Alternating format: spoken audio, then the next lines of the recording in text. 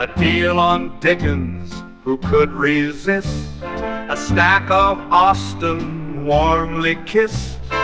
Golden Age crime tales twist and turn, every page a treasure to learn. Books keep coming home with me, piles so tall they're all I see. Turn a page and sail the sea, reading always feels so free. Hi, my name is Talia. Welcome to Talia Nerds Out. I am doing a book haul video mostly because I need to put some books away and don't know when this will be posted, but I need to clear out some space, and I just made room for some new fairy tales. So, I'm gonna go ahead and just jump right into it. First, I want to go through, I think, the more current day type of fairy tales. So that will be Tolkien, J.R.R. Tolkien, The Monsters and the Critics and Other Essays. This was mentioned, I want to say, in, let me see if I can access this without dumping all my other books. In The Fellowship, about the Inklings. So it was mentioned in there. So it interested me and I picked it up. Now, like a lot of Tolkien's essays, the texts seem to be kind of small. I don't know why they always do that for his stuff, but there you go. Then the other one here is The Song of Middle-earth, J.R.R. Tolkien's themes, symbols, and myths. So it fits very nicely in the fairy tale, fable type of theme for this book haul. Then I have, continuing for Tolkien, Tom Shippey, The Road to Middle-earth, How J.R.R. Tolkien Created a New Mythology. This is another one where the text really isn't a very convenient size. I mean, it's not teeny, but it's not, you know, super nice size either. But this one should be interesting. This I got in a, I don't know if this is a Princeton press sale or a different university press. It's been a while since I picked this up. Mythopedia, a brief compendium, of natural history lore by Adrienne Mayer. I like the cover. It's got a nice cloth kind of feel to it. So it just runs, it's basically a reference for different things, mythology. So this is actually a reference book. I probably should put it over here. So just different things for different cultures. Huh.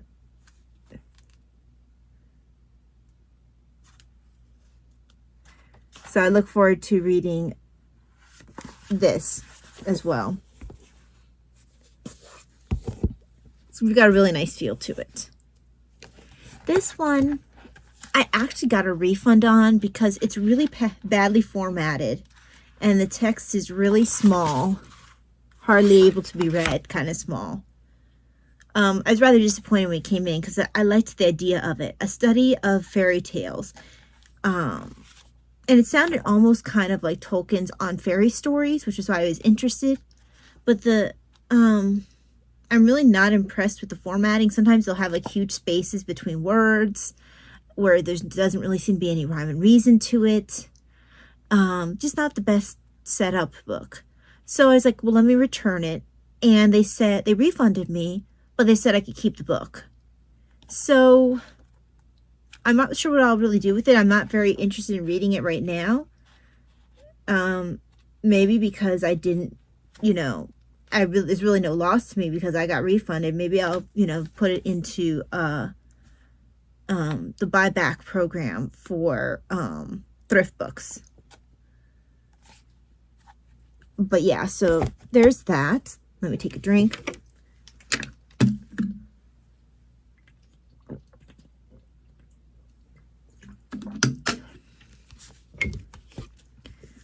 But none of those will be taking up this spot here. What's going to be going in this spot. Now I'm not sure, and I have to make up my mind. I don't think this one belongs over there. I think this is more classic literature. But this is Piers Plowman by William Langland, Norton Critical Edition.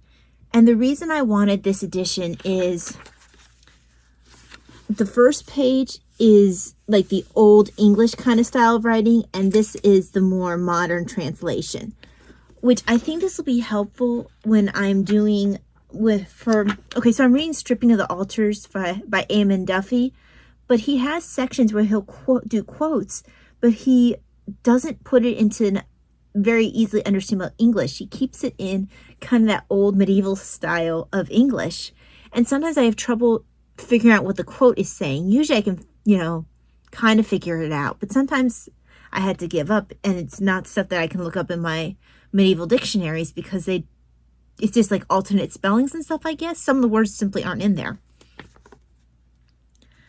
But this, because they have the two translations here, I'm hoping that after I've read this and kind of compared the two translations, maybe it'll make it a bit easier for me to read those sections of Stripping of the Altars. And this is just a classic work that, honestly, I should have read by now anyway.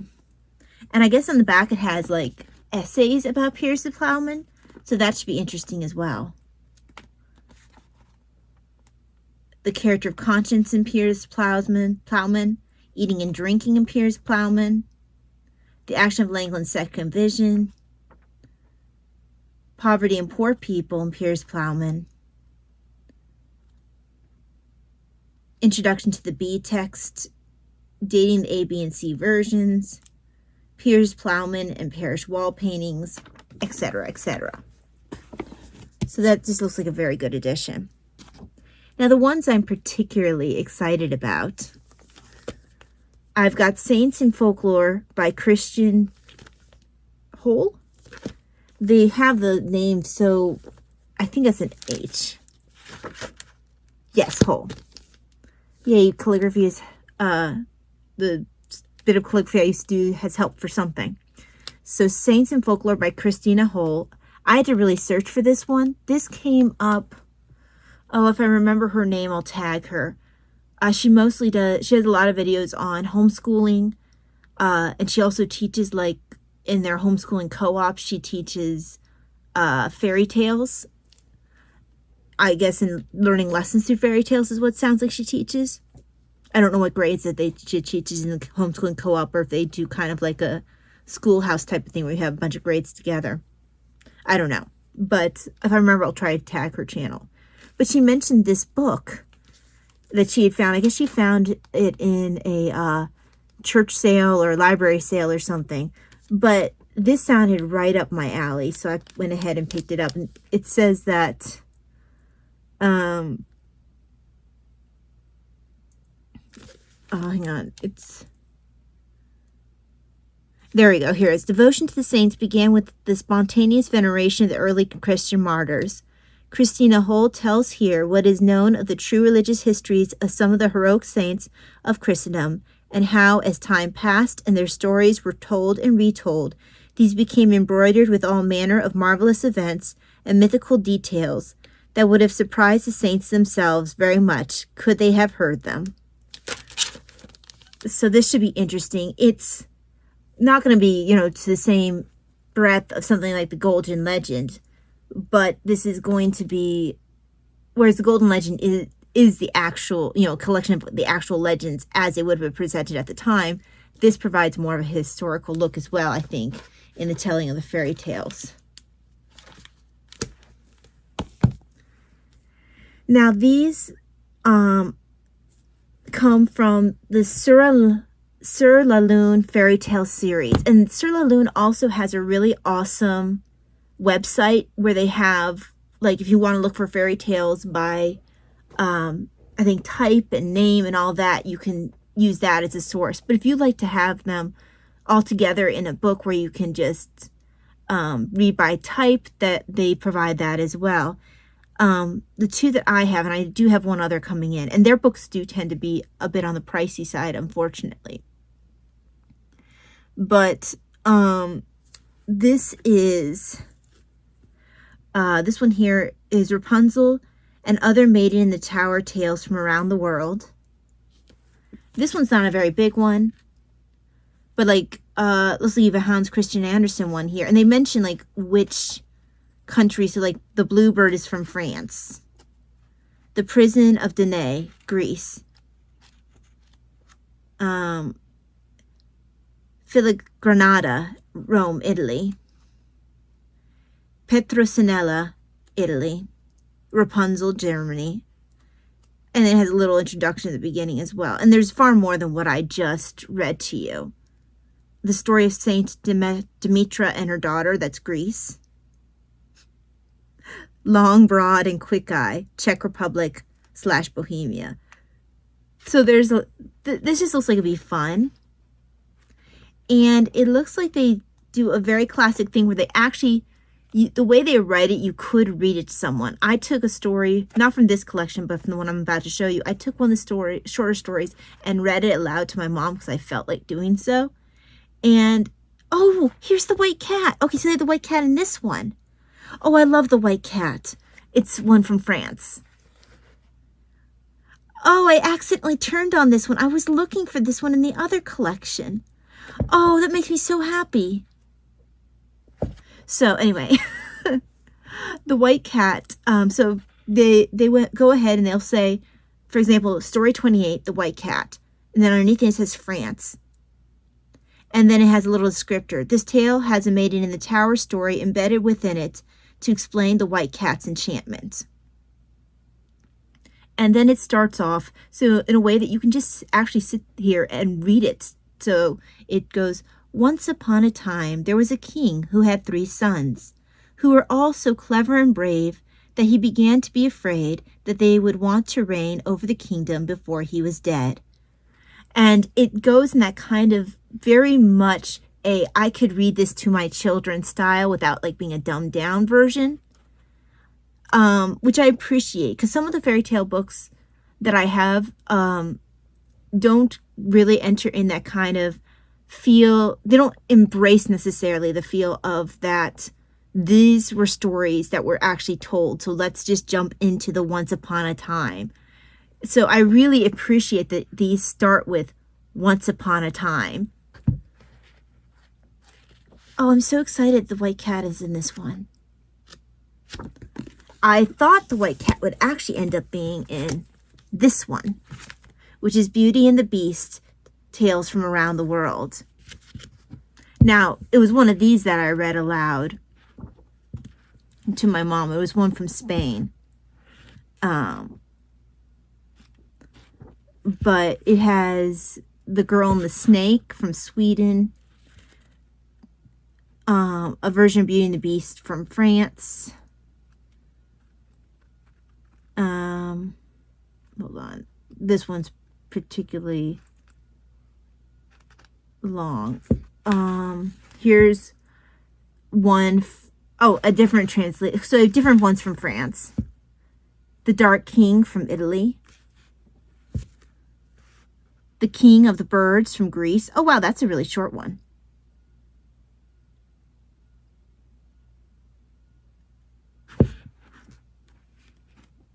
Now, it doesn't look like all of these necessarily start with the Once Upon a Time format.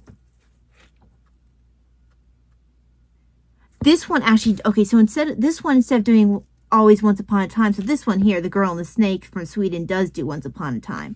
But like, and so does The Werewolf. Okay, hold on. Some of them do Once Upon a Time, and others do, I think I saw, again, I thought for some reason I saw, again, the white cat, but I must be mistaken. Okay. So, they alternate between Once Upon a Time, or, for example, in the Snake one, this is just called The Snake, and it's from Denmark, there was once there was once an old man who lived in a forest. So, And this one says there's once a little girl. So it seems to alternate between like once upon a time, there was once, or one day the king was walking. So they do stick to a fairly traditional formula, even though not all of them are once upon a time. You also get there once was. So all sorts of fun Beauty and the Beast stories.